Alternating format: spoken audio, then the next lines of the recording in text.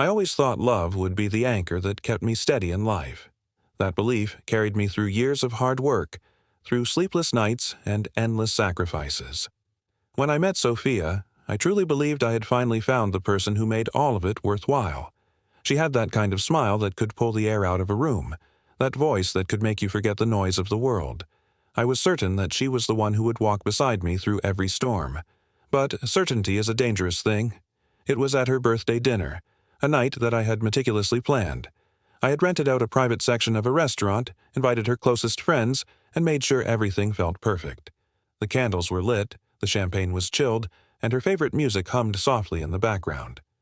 My heart was pounding as I handed her the small velvet box, a gift I had spent months saving for. She opened it in front of everyone. Inside was a delicate necklace, white gold with a sapphire pendant, chosen because it matched the color of her eyes the first morning we met.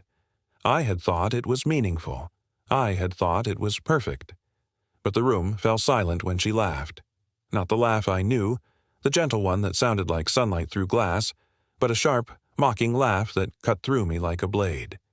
She held up the necklace, turned to her friends, and said, "This is why I need to find someone who can actually keep up with me." The words hung in the air like smoke. Her friends snickered, exchanging glances that burned hotter than fire. I felt every chuckle, every smirk, pressed against my chest like a weight. I just smiled, a broken, hollow smile. I pretended the words hadn't pierced me, that the laughter didn't echo in my skull. But inside, I could feel something unraveling, something that had been tied too tightly for too long. When the night ended, I drove home alone. The box that once held the necklace sat abandoned on the passenger seat. I stared at the empty box at every red light, wondering how quickly something so precious could turn into something meaningless. That was the night I realized love could be poison. For weeks, I replayed that scene over and over in my head. The laughter, the way her eyes glimmered with mockery, the way my gift had become a symbol of weakness instead of devotion. Every time I thought about it, the shame burrowed deeper into me. I couldn't eat. I couldn't sleep. My hands shook when I tried to work. It felt like I had been stripped of my worth in front of the very people who once clapped me on the back and called me lucky. But the breaking point came not from the necklace, not from the dinner, but from the silence that followed. She never apologized. Not once. Days turned into weeks, and all I heard was silence from Sophia. No calls, no messages, no hint of remorse. That silence was louder than any insult. I started to realize that I had built my life around a person who didn't see me, didn't value me, didn't even care if I was there or not. It wasn't about a necklace. It wasn't about money. It was about respect, or rather, the complete absence of it. And once you recognize the absence of respect, you can't unsee it. One night, I stood in front of the mirror and barely recognized the man staring back at me. His eyes were hollow, his jaw clenched tight, his shoulders hunched under a weight he couldn't name. That was when I decided something had to change, not just with Sophia, with me. The next morning, I started small. I packed up the things she had left at my apartment, the clothes, the books, the framed photos. I placed them neatly in a box, taped it shut, and set it by the door. I didn't call her. I didn't text her. I didn't explain. For the first time, I didn't feel the need to. It wasn't an act of anger. It was an act of liberation. But liberation comes with consequences. When her friends noticed the distance between us, whispers began to spread. Rumors filled the spaces where silence once lived.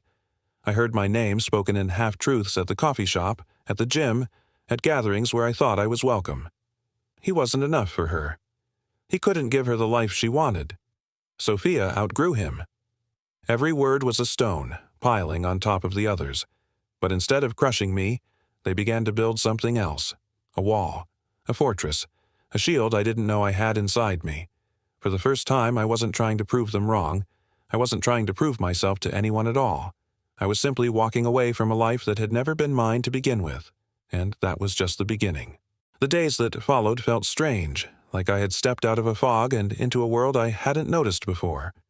The mornings were quieter, yes, but also sharper. I could hear the birds outside my window, the hum of the city waking up, the sound of my own breath. For the first time in years, I wasn't rushing to please someone else. I was simply existing. But Sophia didn't stay quiet for long. It started with messages. Short, clipped sentences that appeared on my phone late at night. "We need to talk." "I don't understand why you're doing this." "You're making a mistake." I didn't answer. Then came the calls, unanswered, then the visits to my apartment door. She would knock for 20 minutes straight, her voice echoing through the hallway, calling my name, demanding that I explain myself. I stayed silent, sitting on the other side of the door, listening to her words fall flat against the wood. The irony wasn't lost on me. For weeks, I had begged for her attention, for an ounce of respect, for a single apology that never came. Now that I had walked away, she was clawing to get back in. But I didn't budge. Friends tried to intervene. Some of them told me I was being dramatic, that relationships go through rough patches, that I should at least give her the chance to explain. Others told me she was scared of losing the comfort I had always provided. "She'll realize what she's done," one of them said. "You just have to let her." But I wasn't waiting anymore. I began to rebuild, piece by piece. I threw myself into my work, into late nights at the office where the hum of computers drowned out the echoes of her voice. I joined a gym and forced myself through grueling sessions, sweat pouring out the poison I had carried for too long. I signed up for classes I had once dismissed as someday dreams, photography, woodworking, even a cooking course that left me burning more dishes than I saved. Every step felt like reclaiming territory I had abandoned. And then, one evening, I ran into her. It wasn't planned. I was leaving the gym, still drenched in sweat, when I saw her across the street with a group of friends. She was laughing, tossing her hair over her shoulder, dressed in a way that screamed for attention. For a moment, time froze. My chest tightened. Part of me braced for the wave of old emotions to crash down again. But it didn't. She saw me, too. Our eyes met, and for the briefest second, her laughter faltered. She gave a small wave, a hesitant smile as if expecting me to walk over, to fold, to be the man who once bent himself into knots just to win her affection. I didn't. I simply nodded, slid my headphones back in, and kept walking. The look on her face as I passed, confusion, disbelief, maybe even a hint of fear, was something I'll never forget. That was the moment I realized I had already won, because victory wasn't about hurting her, or making her jealous, or proving anything to anyone else. Victory was silence. Victory was peace. Victory was knowing I no longer needed her validation to exist. But peace is fragile. A few weeks later, she showed up again. This time, not at my door, but at a gathering of mutual friends. I could feel her presence before I saw her, like a cold draft slipping through an open window. She walked in, her arm looped through that of a new man, someone taller, flashier, the kind of person who seemed designed to spark envy. And maybe it worked on others. Maybe they whispered, maybe they pointed, maybe they compared. But to me, he was invisible.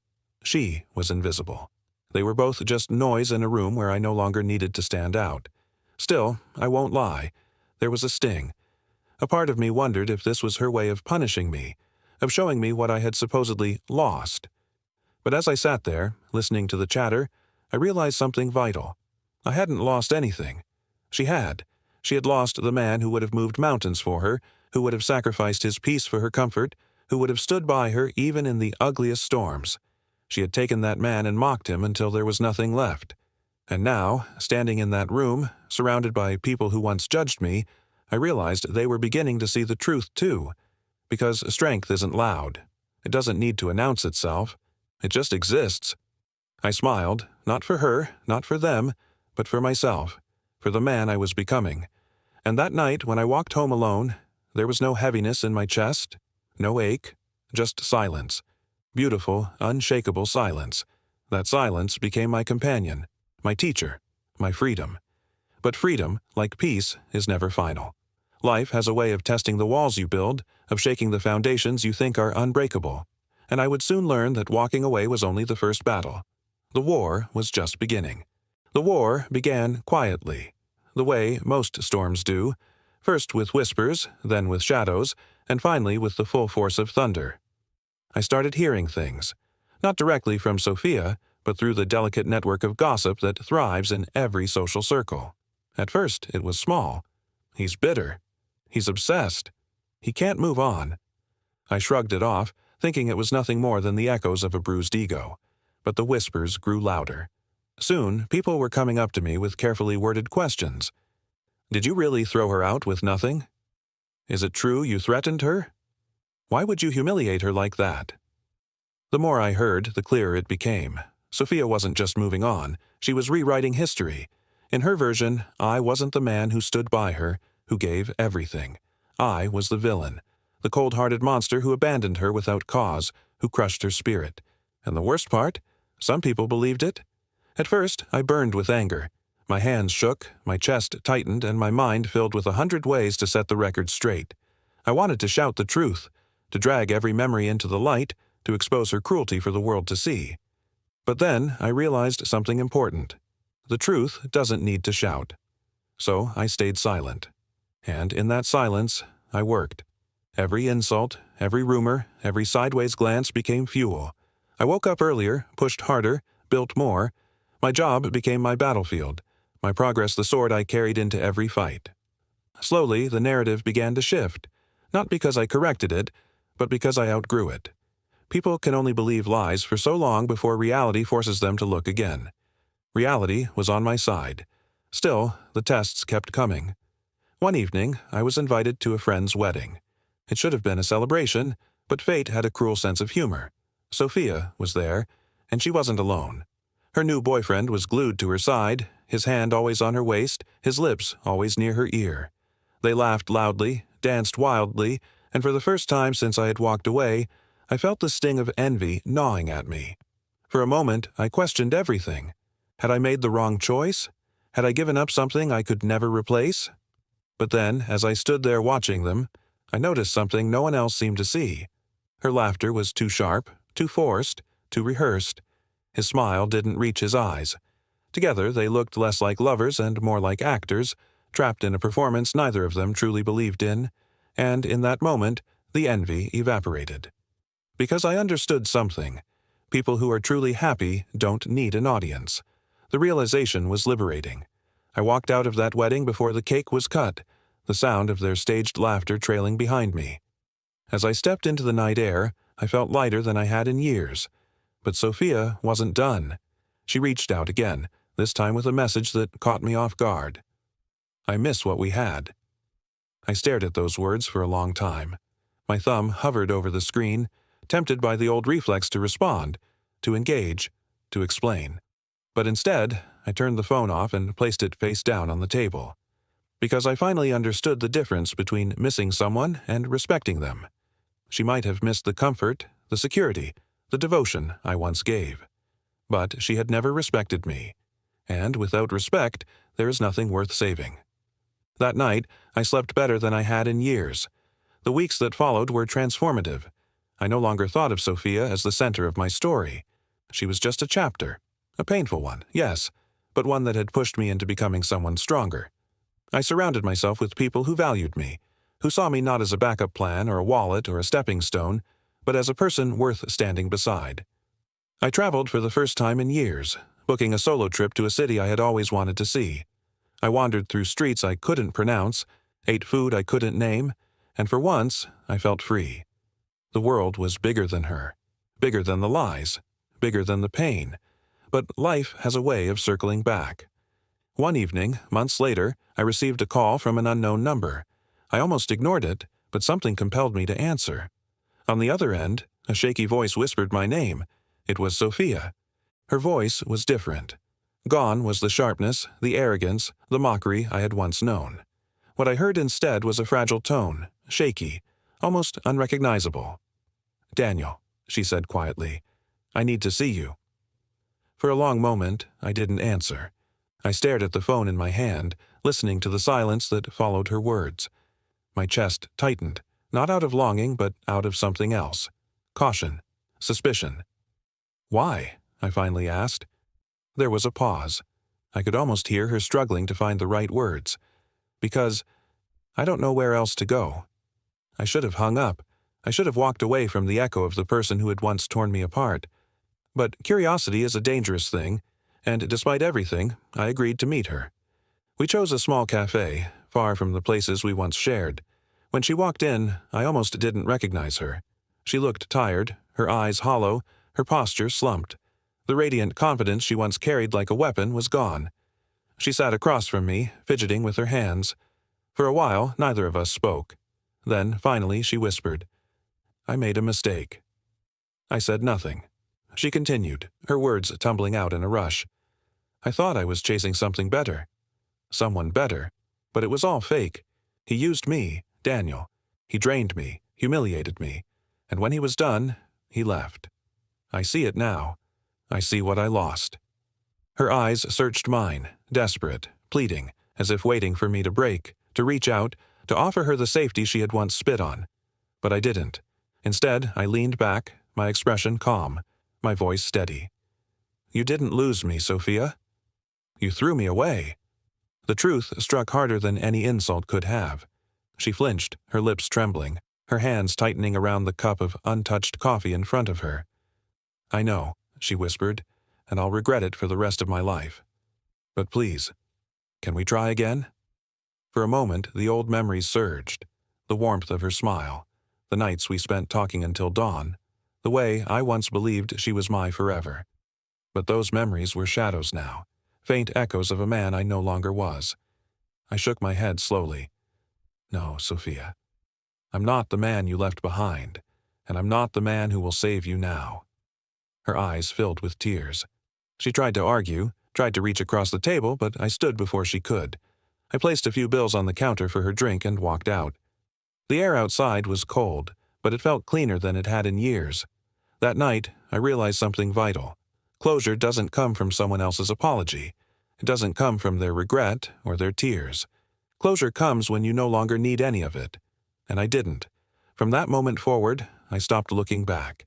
I poured everything into building a life that reflected who I truly was, not who I had pretended to be for her. I advanced in my career, not because I wanted to prove something, but because I loved the work I did.